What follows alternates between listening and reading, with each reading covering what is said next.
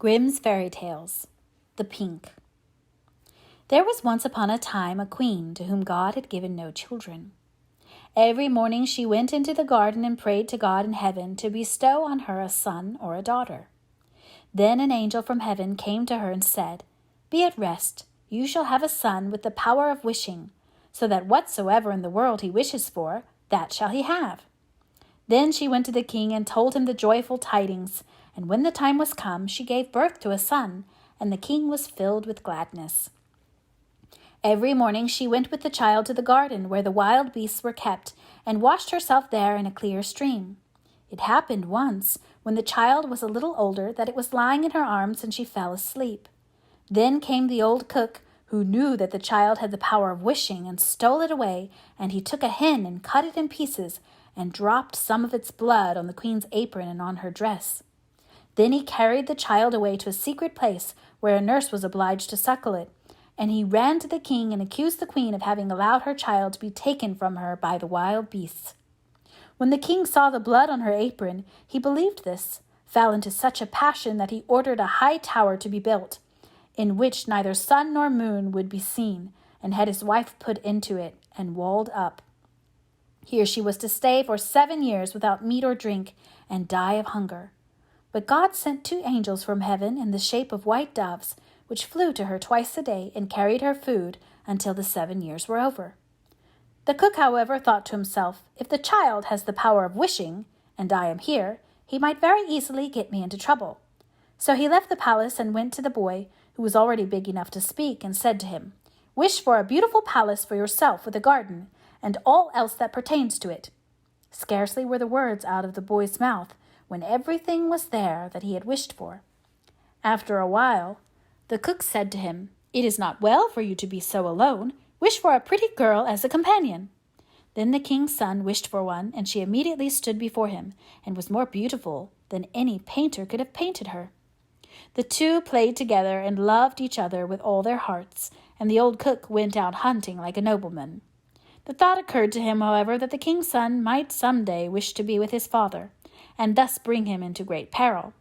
So he went out and took the maiden aside and said, "Tonight, when the boy is asleep, go to his bed and plunge this knife into his heart, and bring me his heart and tongue, and if you do not do it, you shall lose your life." Thereupon he went away, and when he returned next day, she had not done it, and said, "Why should I shed the blood of an innocent boy who has never harmed anyone?"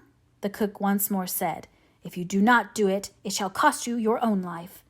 When he had gone away, she had a little hind brought to her, and ordered her to be killed, and took her heart and tongue and laid them on a plate. And when she saw the old man coming, she said to the boy, "Lie down in your bed, and draw the clothes over you." Then the wicked wretch came in and said, "Where are the boy's heart and tongue?" The girl reached the plate to him, but the king's son threw off the quilt and said, "You old sinner, why did you want to kill me? Now will I pronounce thy sentence. You shall become a black poodle, and have a gold collar round your neck, and shall eat burning coals, till the flames burst forth from your throat." And when he had spoken these words, the old man was changed into a poodle dog, and had a gold collar round his neck. And the cooks were ordered to bring up some live coals, and these he ate, until the flames broke forth from his throat. The king's son remained there a short while longer, and he thought of his mother, and wondered if she were still alive. At length he said to the maiden, "I will go home to my own country. If you will go with me, I will provide for you." "Ah," she replied, "the way is so long, and what shall I do in a strange land where I am unknown?"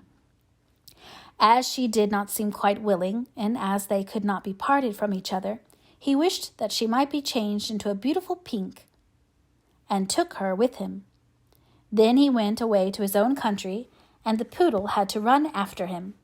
He went to the tower which his mother was confined in, and as it was so high, he wished for a ladder that he would reach up to the very top. Then he mounted up and looked inside and cried, "Beloved mother, Lady Queen, are you still alive or are you dead?" She answered, "I have just eaten, and am still satisfied."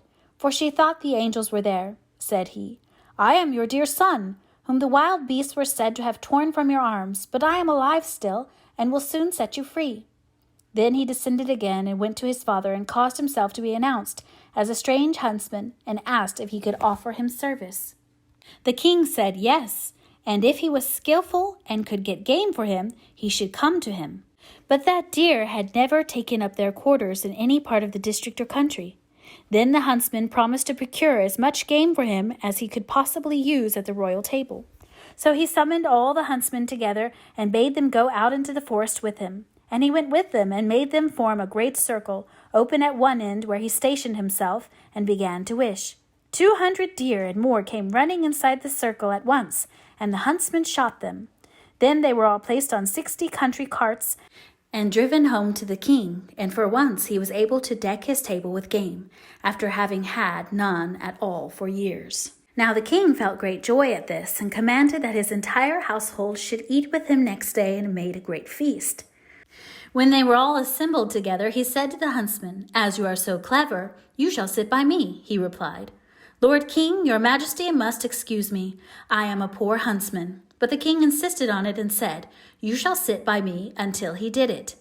Whilst he was sitting there, he thought of his dearest mother and wished that one of the king's principal servants would begin to speak of her, and would ask how it was faring with the queen in the tower, and if she were alive still or had perished. Hardly had he formed the wish than the marshal began and said, "Your Majesty, we live joyously here, but how is the queen living in the tower? Or is she still alive? Or has she died?" But the king replied, "She let my dear son be torn to pieces by wild beasts. I will not have her named." Then the huntsman arose and said, "Gracious Lord, Father, she is alive still, and I am her son, and I was not carried away by wild beasts, but by that wretch, the old cook, who tore me from her arms when she was asleep and sprinkled her apron with the blood of a chicken." Thereupon he took the dog with the golden collar and said, "That is the wretch," and caused live coals to be brought, and these the dogs was compelled to devour before the sight of all, until flames burst forth from its throat. On this the huntsman asked the king if he would like to see the dog in his true shape, and wished him back into the form of the cook, in which he stood immediately with his white apron and his knife by his side. When the king saw him, he fell into a passion and ordered him to be cast into the deepest dungeon. Then the huntsman spoke further and said, "Father, will you see the maiden who brought me up so tenderly, and who was afterwards to murder me, but did not do it, though her own life depended on it?" The king replied, "Yes, I would like to see her." The son said, "Most gracious father, I will show her to you in the form of a beautiful flower." And he thrust his hand into his pocket and brought forth the pink, and placed it on the royal table, and it was so beautiful that the king had never seen one to equal it. Then the son said, "Now will I show her to you in her own form," and wished that she might become a maiden, and she stood there looking so beautiful that no painter could have made her look more so. And the king sent 2 waiting maids and 2 attendants into the tower to fetch the queen and bring her to the royal table. But when she was led in, she ate nothing and said, "The gracious and merciful God, who has supported me in the tower, will soon set me free." She lived 3 days more and then died happily.